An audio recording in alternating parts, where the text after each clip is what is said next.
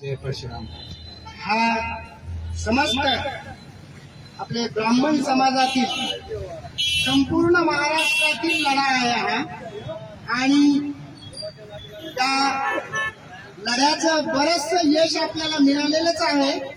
परंतु आमचे आदरणीय गजाननराव जोशी तसेच बहुभाषिक ब्राह्मण महासंघ श्री सुरेशराव मुळे काका तसेच येथील स्थानिक लक्ष्मीकांतजी दडके हे देखील या ठिकाणी उपस्थित आहेत.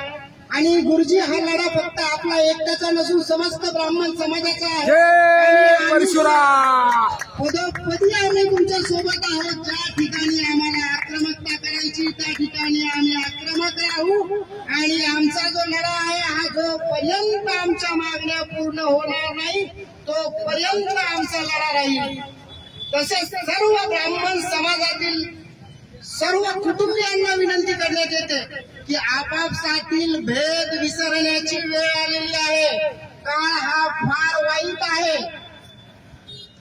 काळाने आपल्याला घेरलेला आहे. तसंच मला बोलवलं नाही, याला बोलवलं नाही, त्यांना बोलवलं, कशाला बोलवायची गरज आहे?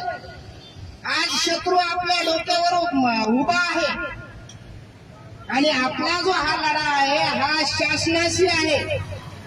त्यामुळे जोपर्यंत आमच्या मागण्या मान्य होणार नाही तोपर्यंत आम्ही लढा पूर्ण करू. आणि गुरुजी आम्ही सर्व संभाजीनगरवासी पूर्ण मी परशुराम संस्कार सेवा संघ प्रदेश उपाध्यक्ष तसेच आमचे आदरणीय श्री बाळासाहेबजी ठिगळे साहेब आम्ही तुम्हाला